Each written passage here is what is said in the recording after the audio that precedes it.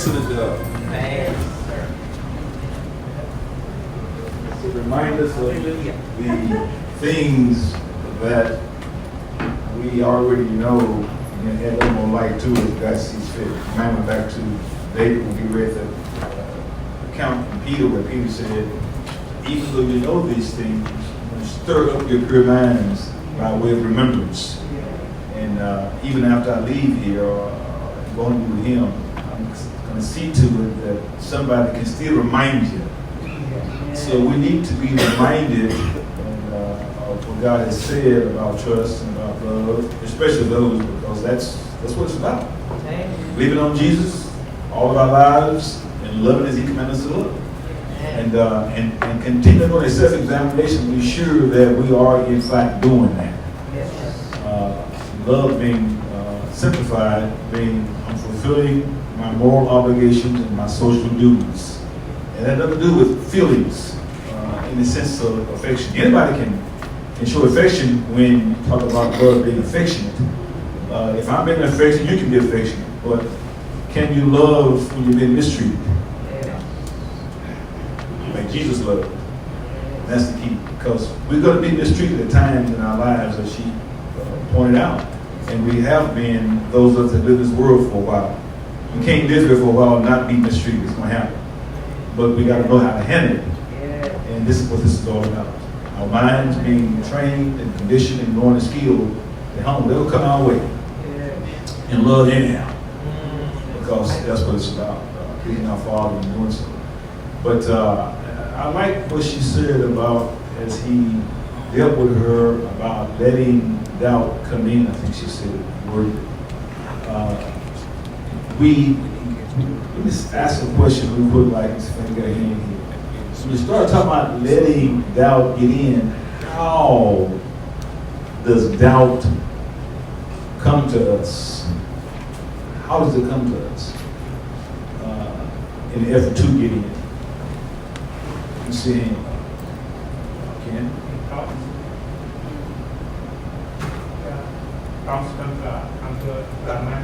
Yeah, you got to use the mic for speaking to it. It's on. You got to hold up your mouth and talk. Give it the mic. Thank you. As he said, it comes one way in thoughts. Yeah. But for the sake of time, since we are past 12:30, but we do it fine. I'll just remind you, for the sake of time. Go to Matthew 4. This will make the point clear. As she said, the Sunday school lesson has been really dealing with it because Abraham, beginning with Abraham, and Sarah had her part to do as well, but beginning with him as the leader of the home with whom God dealt, had to learn that God, and we know why he did that, had said that he would have a child, but God purposely waited until they were old, and the natural expectation, notice my wording, the natural expectation for a baby was no longer a valid expectation because his body sexually had died and her body had died. And God let it get that way because he wanted to help us in the future as well as help them at that time. And so he you know, if anybody can believe for a baby when all the natural requirements are there, but can you believe God for a child when the circumstances are stacked against you?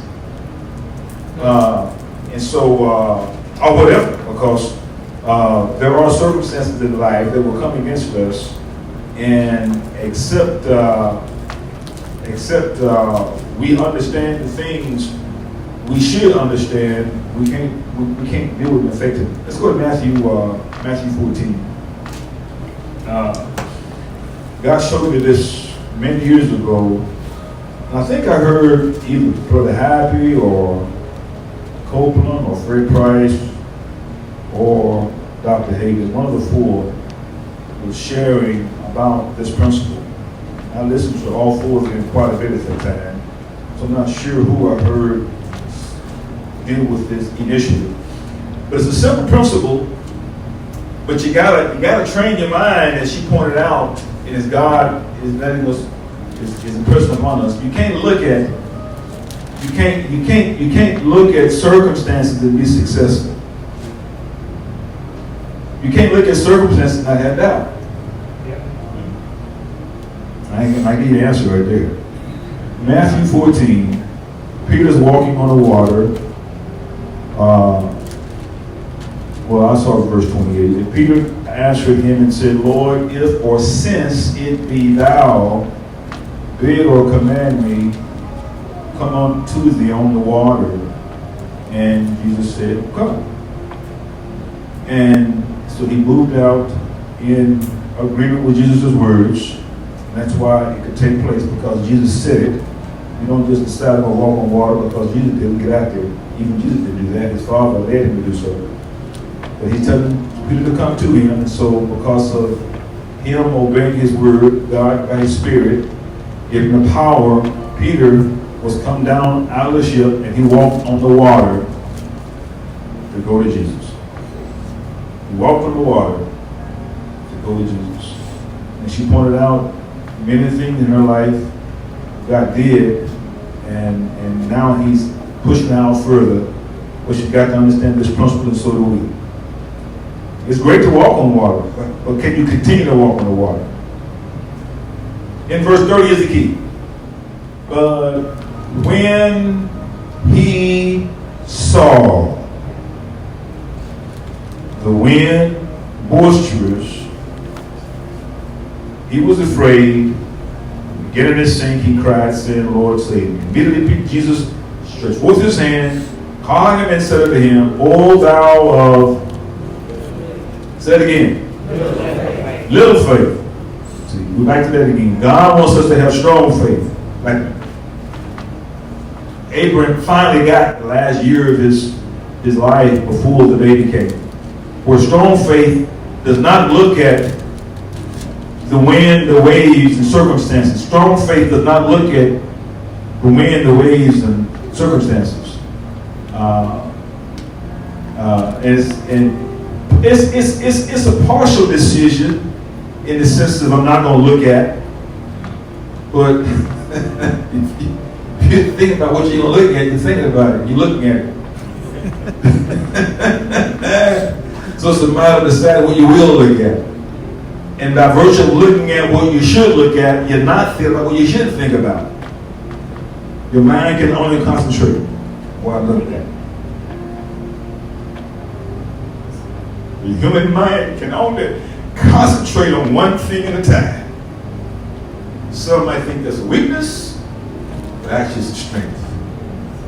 When your mind is on what you want it on, the other things that want to get on your mind can't get on your mind because your mind is on what you're concentrating on. So you got to learn on what you should concentrate on. That's what you do. And when you're concentrating on what you want to concentrate on, by virtue of concentrating on that thing you're thinking on, you're not on the other stuff. And that's the trick. That's the skill. That's the idea. Wherefore didst thou doubt? Where did doubt? Because he knew for fear to be there, doubt was first. Doubt got in when he took his eyes off Jesus. I said again. Doubt got in when he took his eyes off Jesus. So it's not a matter of thinking, I'm not going to doubt. It's a matter of thinking on him and only what he said. Him and only what he said. By virtue of doing that and looking at him and only what he said. As she said, doubt tried. People will try, but you ignore them. And Pee-wee Herman is an example of that. You ever watch Pee-wee Herman? Any of y'all know who Pee-wee Herman is? Mm-hmm. That thing they're calling the what do they call that? The floss dance, or what do they call that thing? What's it called? Huh? Flossing. That's the Pee-wee Herman dance. Go back and look in the 1990s or 80s when Pee-wee Herman came out. They just renamed it. That's Pee-wee Herman. Really? And Pee-wee had his mind was this. If you said something bad about him, I know you are of what about. I know you are of what about. He refused to accept what they were saying about him. Now it seemed childish, but it was a strength. I know you are of what about. You see, I am a believer, and God says, "What do believers do?" And as you think of what believers do, then it keeps you thinking right and doing right and operating the way you should operate. But the idea is, I say again, to think only and look only at what he said. He said. He said. And when people come to me with anything other than that doesn't move me. God said. And if God didn't say it, I want to hear it. So why are you coming in with that? If you got something that God said, I'll listen to that. But if God didn't say it, I don't want to listen to it. Now I have to help people in the process of helping people. I have to listen to what they're saying and ask them, what did God say about that? What did God say about that? Or as Teresa said to her, why are you looking at that? If God didn't say it, why are you looking at it? You see, but you have to train your mind to think that way, and once you train your mind to think that way, you get a habit of thinking that way. The other stuff just can't get to you because you're thinking the way Jesus thought.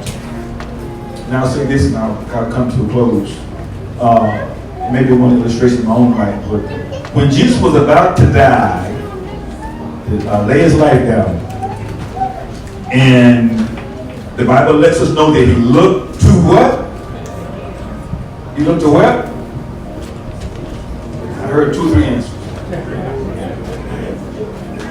He looked to what? Joy. He looked to the joy. He looked to the joy. He kept his eyes on the joy. The joy being at his Father's right hand side after he was raised from the dead. That's all he looked to. So the closer it came, especially when people would challenge him and he knew he was about to lay his life down, he would respond with God's word about what was going to happen. When they came to him, the Pharisees did, talking about whatever they said. He said on one occasion, destroy this temple. And in 3 days I'll raise it again. We want to sign, but the only sign he's going to get is the sign of Jonah. That Jonah was in the well for 3 nights. So shall the Son of Man in the heart of the earth for 3 days. He's looking only at getting up. He's looking beyond the cross. The Bible says in Hebrews 12, if he had not looked beyond the cross, he would have fainted in his mind. And the same thing with us. So you look beyond, and God shows us the end. As Brother Will Wright told me some years back, God shows you the end. And it's true. You see? But he don't show you all you got to go through to get there. But if you want what God has for you, you want to go through to get there because you understand the principle. And as she said, you understand God's helping you as you go through. He is. And as the men reminded us, when Jacob was waiting at 14 years to get Rachel for a wife, he saw her every day for the most part because he walked around her. So it was a lot easier for him in that aspect because he couldn't think on how long it was going to be. He had to think on the fact, you mine. You mine. I just can't have you now, but you mine. But he had to protect his mind and thinking about the things he should think of, the good things. But the idea, though, is to concentrate on what God has said and done, and only that. And as you train your mind to do that, now some folk will call it stubborn. Let me say that right off the bat. Some folk call it stubborn, but what is it though? When you're like that, what's another word way of saying that? They call it stubborn. I've been called stubborn, but I'm not stubborn. They mean well, but what's really taking place? Single-minded. Determined in a single mind. Being constant. And that's the way Jesus was. That's what we should be. And when we know that, then we can correct him about, no, not stubbornness, but determination. Determined in a single mind to do what God has said and to be what God has said. And we're getting there. We just got to keep going. But But in my own life, I'll make this real quick. Most of you know and heard that when I was in the military, I was an airborne platoon leader. And when I was in airborne school, I wanted to be an airborne ranger. We used to sing this song, I want to be an airborne ranger. That's what ain't going there. Airborne ranger. So I was going to airborne school first, then you go to ranger school. So then airborne school, and they got us on what they call the swing landing parachute. What it was called? It swings. You're practicing your landings with your parachute down, because back then the parachutes they had, if you didn't learn how to fall properly, you break a leg, because you fell at 20 feet per second. So anyhow, they trained us. You get 3 tries. That ain't much of a training session. That's all you get with 3 tries. And they pulled me up in this harness about yay far off the ground, and they swing you back and forth. And the drill instructor, the sergeant, when he turns and loose the rope, you gotta land with both feet together, and then you do your parachute fall.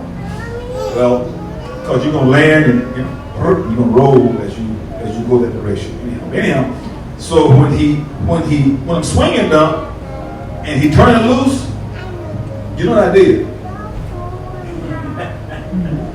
I play basketball. I'm an athlete. He said, "Sir, I've seen that before." Now he didn't say that to the second time. He pulled me up and he swung me and he turned me loose, and then because he was saying, "Get your feet together, break a leg." I did it again. I couldn't help it. It was instinct. I was trained. Instinct. That's how you land when you jump, but not parachutes. So he said, "Sir, this is your last chance." He said, "I've seen this before," and he said, "This is how I overcame it." He got a piece of paper, he folded it up, white paper, and he put it between the toes of my boots. And he said, "Sir, you concentrate on holding that paper. Hold the paper. If you hold the paper, you pass the test." He said, if you don't pass this time, you're out of jump school." Well, my job to do what? Hold the paper. So I looked out of my boots. My jump boots, they look good. They shiny. So I put my toes in those boots, and then on that paper. He yanked me up. I'm watching that paper, and he's swimming back and forth. When he turned it loose, I landed, and I still had the paper. So I passed the test. But that's how he overcame my instinct. And that's what God's doing with us.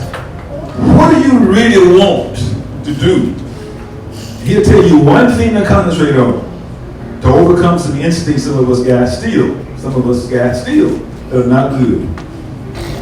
See, you remember that wife of mine, she wanted to go on that trip, the trail, and all y'all got together for us? Troy kept bad about going on a trip. Anyhow, we went because she wanted to go.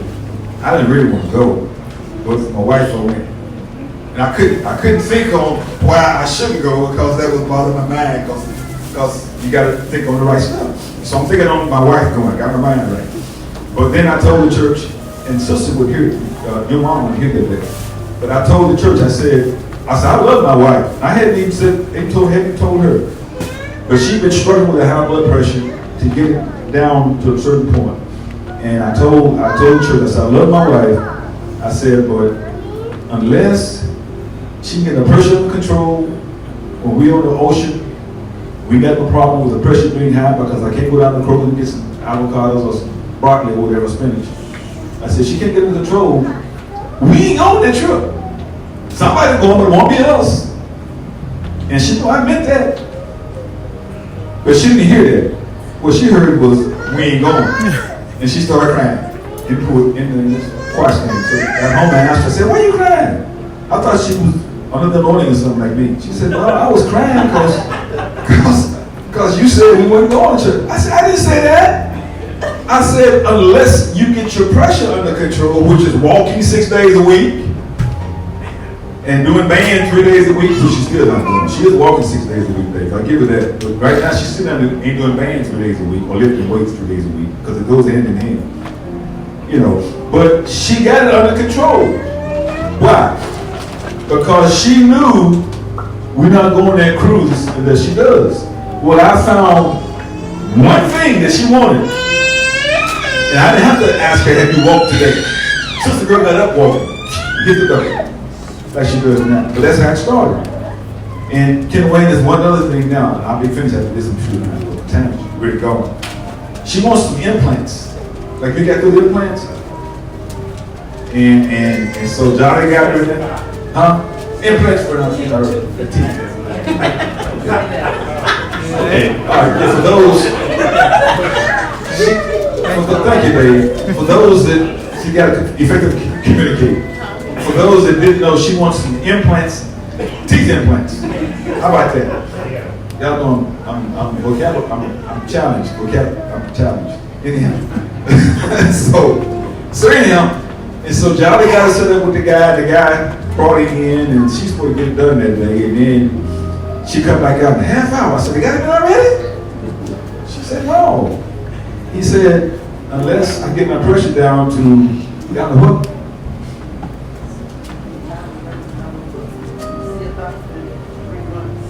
Well, he said the 130 to the 140s for the top number. I remember that. I want to see if you remember. But unless you get the top number down to the 130 to 140 consistently, he's not gonna operate. And so she was really, I had to encourage her, babe. I said, "He didn't say you couldn't eat, period." Stuff. I said, "You can eat dessert with 1 gram of sugar. You don't just stop eating, period. You know, still gotta enjoy life." So she got married and she got born and so forth. But see, she wants those teeth implants. And so the question is, how bad do you really want them? See, but God got right where they want them. If you want them, get your pressure down to 130 and 140. And so it hurt. There again, it's all about concentrating on what you want, what it's going to take to get there, and not be distracted. And once you understand that, where your mind is, you start doing what you should do. You know, because of the fact your mind is like how God be. What's up? I was talking to the Lord this week about it on my mind when he said he's not gonna see me come back anyway, so it was on my mind about going to the doctor and getting a prescription. And as I prayed on it, about 3 days before, the Lord told me that I was fixing to get wishy-washy. That's my way of saying it. Bouncing back and forth. That the way I'm going is the right way, and not to go back to medicine. Amen. Amen. And that's because of the side effects and so forth. But you can't be lazy. Go back to not being slothful. You can't be lazy and receive the promises of God. You gotta be diligent, be constant, and watch God work. We'll have the health that He wants us to have. Those things in life He wants us to have. Let's all stay in this guy. But and then we had also Angel along with the teaching on faith. I think a week or two ago it was read where James said, "A double-minded man, when you ask in faith." Because a double-minded man is unstable in all his words. And that's what she was alluding to there. And if you get double-minded, then, like he said, then you're double in all your words. So God is helping us. And thank you for the message once again today. Tremendous message. Amen? Give her a hand clap of praise. For what I was just giving to her. And how will she explain it to us? Thank you, sis. You can just message now, please.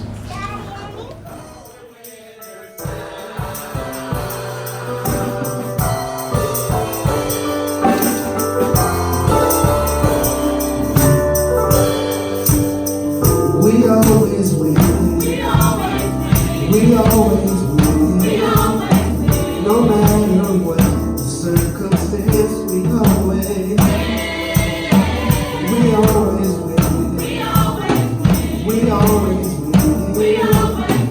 No matter what, we come our way, we always